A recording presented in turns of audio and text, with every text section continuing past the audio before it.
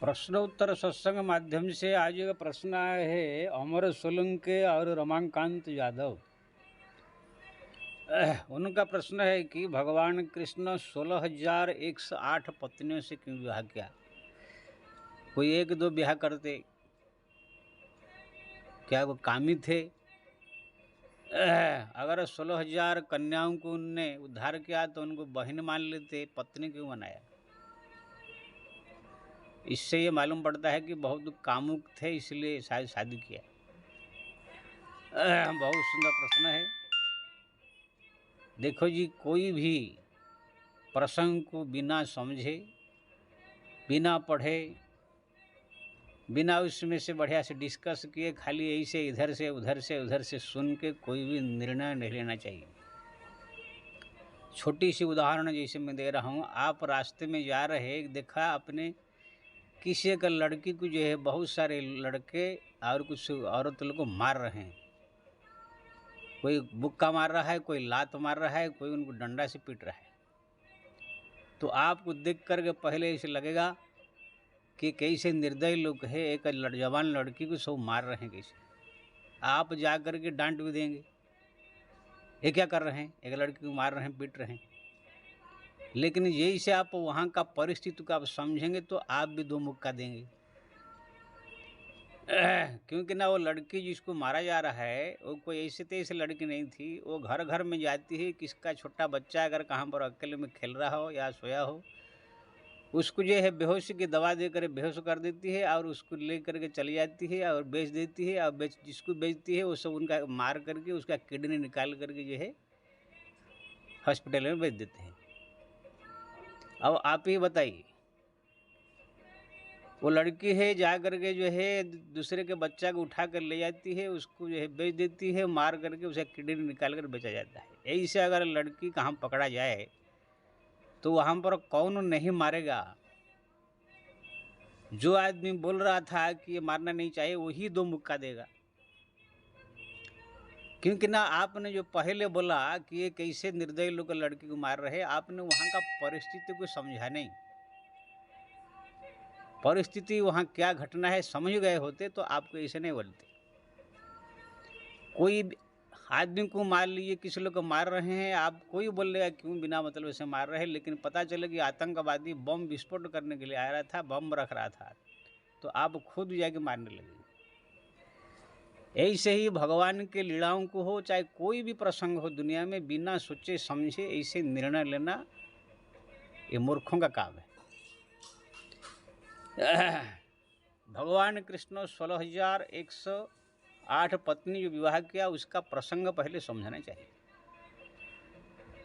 प्रसंग भागवत में आता है कि भौमासुर नाम का राक्षस है, उनका जो है नियम था, कहीं भी एक सुंदर लड़की जब वो देखता था उसको उठा कर ले आता था, बंदी बना कर रखता था। उनका संकल्प था 1,00,000 लड़की जिस दिन हो जाएंगे उसी दिन मैं सब कुछ जो है विवाह करूँगा, एक से फिर संबंध रखूँगा। इसी प्रकार से उनने 16,100 कन्याओं को जो है उठा कर जो जहाँ मिला बंदी बना कर रखा था। अब 16,100 कन्या को जो मालूम पड़ा कोई द्वारिकाधीश कृष्ण है, बहुत शक्तिशाली है, बहुत धार्मिक है, तो उनने उनके पास संदेश भेजा इसी प्रकार से कि हमको उद्धार कीजिए। तो भगवान कृष्ण आकर के भौमासुर को मारे, मार करके उसी कन्याओं को बंदी से निकाले। बंदी से निकालने के बाद भगवान कृष्ण ने कहा कन्याओं आप अपने अपने घर में जाओ। लेकिन ये कन्याओं ने कहा कि महाराज हम लोग को सब 3 साल 4 साल कोई 5 साल से अपने पिता माता से दूर हो गए हैं, घर से दूर हो गए हैं, ये बंदी खाने में थे। अब यह अगर हम समाज में जाएंगे तो घर वाले समाज वाले हमको रखेंगे नहीं। कि ना कोई लड़की, जवान लड़की जब कहाँ पर 2 साल 4 साल के लिए कहाँ चली जाती, वो भी कोई उठा कर ले गया हो, फिर घर समाज उसे स्वीकार नहीं करता है। अगर घर वाले भी स्वीकार कर लेंगे तो हमारा शादी ब्याह कहीं भी हो नहीं पाएगा, सब स्वीकार हमको कोई नहीं करेगा। हम लोग ऐसे ही भटकेंगे, हम लोग को या तो वेश्या वृत्ति अपना लेंगे या तो कोई भी हमको ज़बरदस्ती उठाकर उपभोग करेगा। इसलिए अगर आपने हमको उद्धार किया तो आप ही हमको जो है पत्नी बना करके जो अगर अपने सम्मान देंगे तो हमारा जीवन जो है सुधर जाएगा। भगवान ने सोचा बात सही कह रहे हैं, अगर ये लोग को ऐसे छोड़ दूं तो दुष्ट गुंडे बदमाश उठा उठा कर इनका इस्तेमाल करेंगे। गांव में घर में जाएंगे तो गांव वाले स्वीकार नहीं करेंगे, अगर घर वाले स्वीकार कर लेंगे तो इनका शादी कहीं भी होगा नहीं। इसीलिए भगवान ने स्वयं जो है उनको 16,108 कन्याओं को जो है स्वयं स्वीकार किया। आप बोले कि उनको बहन मान लेते, माँ मान लेते, लेकिन वो जुबान सब कुंवारी कन्या है। अगर उनको बहन मान लेते, बहन अगर अपने घर में 10-20 बहन हो, कुंवारी हो, घर में बैठे रहे तो उसका ज़िंदगी क्या होगा। अगर भगवान ने उनको बहन मान के लिए तो भी तो उनको शादी कराना पड़ता है, तो कौन शादी करेगा उनको। उनका सारा संसार में प्रचार हो चुका है। ये कन्याएं सब जो है भौमासुर के बंदी खाने से आए हैं। इसलिए भगवान ने सोचा अब कोई शादी नहीं करेगा दुनिया में मेरे अलावा।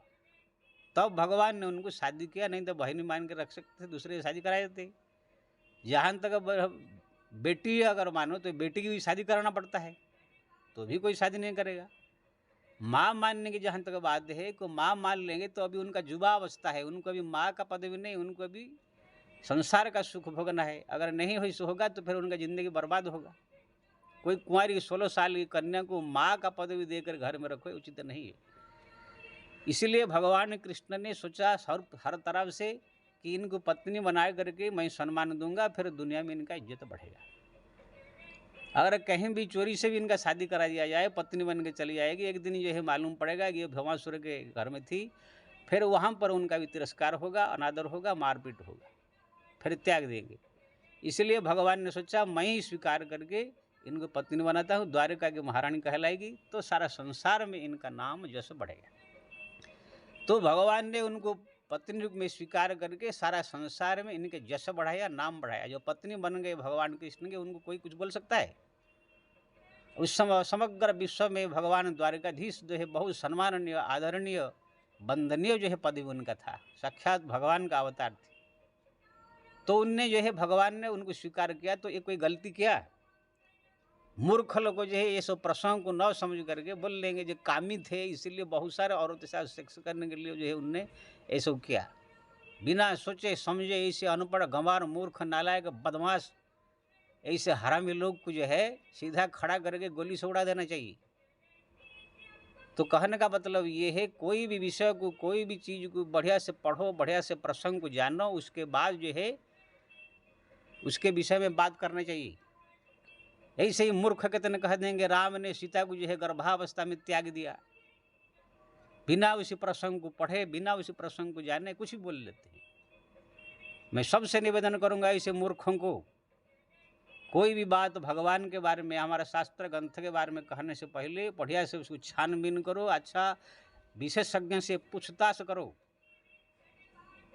पता लगा कर तब बात करो। भगवान राम जब सीता जी को जो है राज्याभिषेक कर दिया, उसके बाद जो है जानते हैं कि धोबी जो है कलंक लगाया कि ये अपने पत्नी जो है 14 महीना तक रावण के पास में उसको रख लिया अपने पास में। रावण क्या छोड़ा होगा? जगह जगह जगह जगह जगह जब ये चर्चा होने लगा, स्वयं भगवान ने पता लगाया जाकर क्या चर्चा हो रहा है।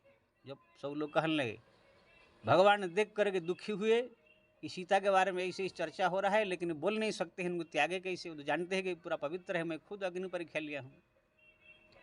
तब जो स्वयं माता सीता ने पता लगाया तो मालूम पड़ा भगवान ने इसलिए दुखी है कि मेरे बारे में चर्चा हो रहा है, अब मेरे को त्याग नहीं सकते हैं।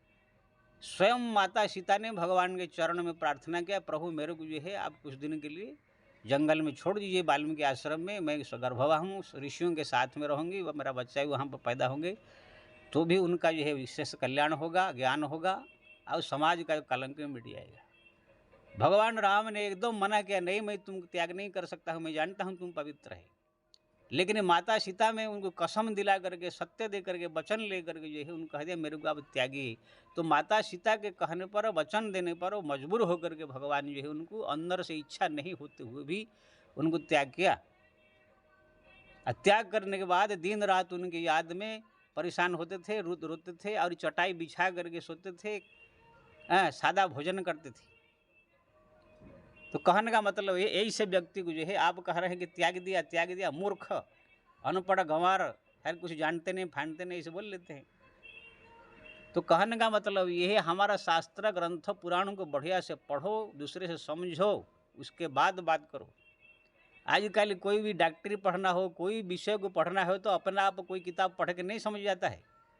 डॉक्टरी करना हो तो कितने जा करके जो है एमबीबीएस करना पड़ता है, अमेरिका जाना पड़ता है, कितने सब मेडिकल कॉलेज में दाखिला लेकर के समझ करके बढ़िया परीक्षा करके सब करके तब कोई डॉक्टर बनता है। ऐसे ही जो है ये सब शास्त्र पुराण ग्रंथ जो है बड़ा अनमोल, ये सब बड़ा जटिल प्रश्न, जटिल सब ग्रंथ है। इनके प्रसंग को बढ़िया से न समझ करके, न ज्ञान प्राप्त करके, ऐसे ऐसे रिक्शा वाले, टैक्सी वाले, फल बेचने वाले, झाड़ू लगाने वाले, इस रोड पे ये लोग को भी ज्ञान छाटने लग जाते हैं।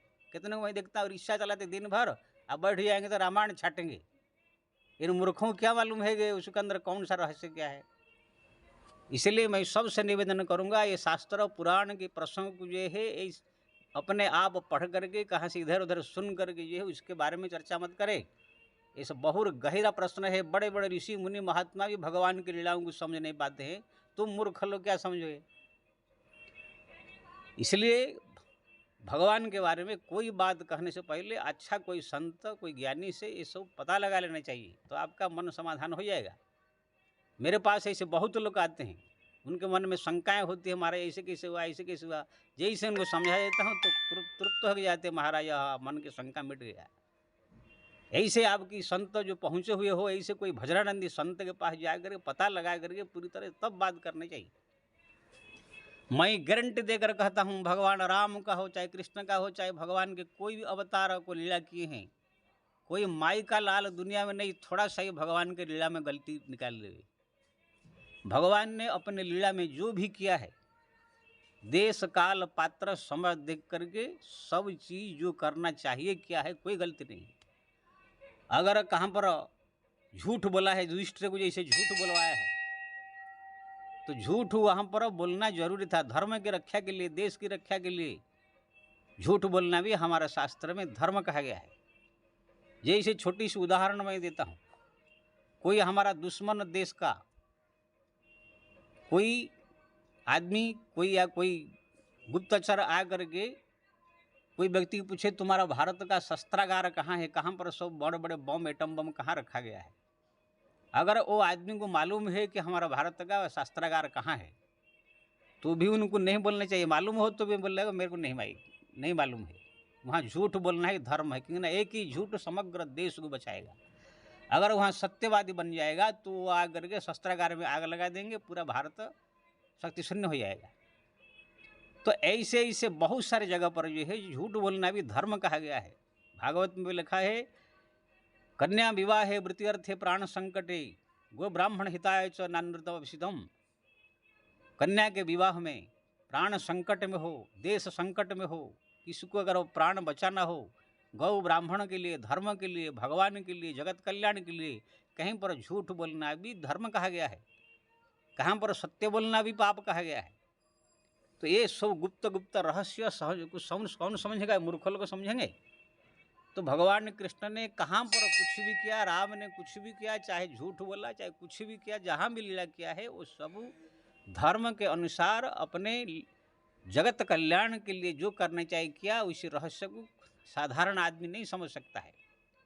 अगर समझना चाहे तो कोई संत साधु महात्मा ऋषि के चरण में जा करके तद विधिम प्रणिपाते नम परिप्रश्नम सेवया, संत की सेवा करके, विनंती करके, विनम्र भाव से प्रश्न पूछ के जाकर उनका रहस्य को समझ सकता है। ऐसा नहीं है कि हाव हाव हाव हाव हाव हाव करके इधर जा करके थोड़ा पत्ता खेल लिया, उधर जाकर थोड़ा जुआ खेल लिया, उधर जाकर लड़की छेड़ दिया, फिर आ करके शास्त्र चर्चा करना चालू कर दिया। तो ऐसे मूर्खों को से ये सब ज्ञान नहीं है, इसे सब बात करते हैं। इसलिए मैं सबसे निवेदन करूंगा, ऐसे भगवान के विषय में जहाँ तहाँ ऐसे आलतू फालतू चर्चा नहीं करना चाहिए। अगर ऐसे कोई चर्चा है तो अगर बस में है तो उसको दंड देना चाहिए। जय श्री राम।